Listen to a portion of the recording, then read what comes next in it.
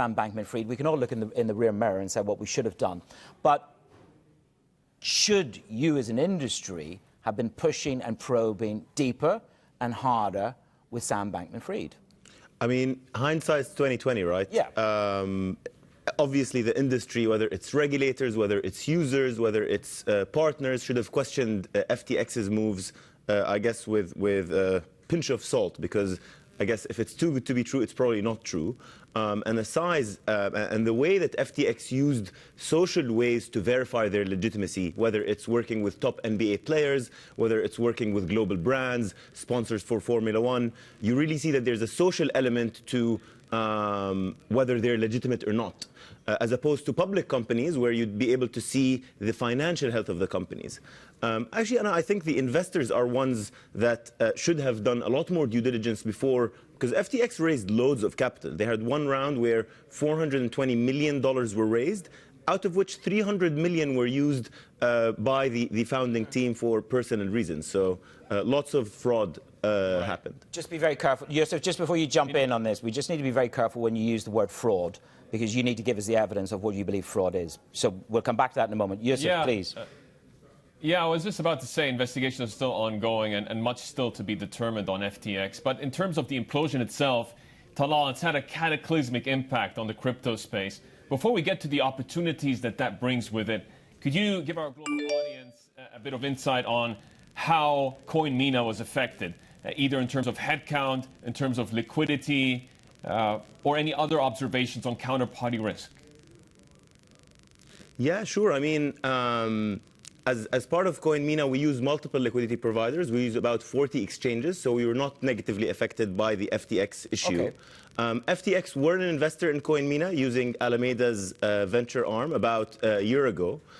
So now we have about 3% ownership that's by Alameda, and we've asked to buy back those shares by the liquidators. So that that process will take its path. But I guess risk management is something that is heavily underrated in the world of crypto. And at CoinMina, we were fortunate to have those in place where we didn't have exposure to the FTX fiasco from a liquidity standpoint. So you're optimistic that you'll get your share of the company back. One of the things that CZ brought up with Haslinda last week was about, proving to the world your liquidity. One exchange is liquidity, a brokerage is liquidity, proof of reserves and proof of liability. What will you do to deliver proof of reserves, proof of liability to the marketplace? Yeah, actually, we think of it actually a little bit differently than Binance, FTX, and others. We believe that custody and execution, liquidity, should be separate. So at CoinMina, we use BitGo, which is a regulated custodian that doesn't do any trading, any liquidity. Their only goal is custody. So at CoinMina, customer funds are stored at BitGo, and we execute trades with other counterparties. So we believe that exchanges that do liquidity and execution of trading shouldn't be the same entities that do custody. And I think that in the coming 5 years, we'll see significantly more stringent regulations about the separation of custody. If you look at how traditional markets have operated historically, that's one thing that crypto can definitely learn a lot from traditional finance. Talal, I understand you're a private company still, and so there might be a reluctance to reveal too many numbers. But I'm still going to push you on that. In terms of scale, what kind of consumer base are you looking at? How many customers do you have? How do you see that going into 2023? What kind of investments are we looking at? Just some numbers. Sure, I'll give you the numbers, no worries. We operated last year. We started operating last year, and during the bull market, we grew aggressively from a marketing standpoint, going from about 2,000 users to 240,000 verified users. Having said that, obviously retail interest in the past month has waned down, as you can imagine. The recent events obviously have reduced interest in crypto in the short term. We see that in the number of signups on CoinMina and other exchanges. So yeah, we have about 240,000 users.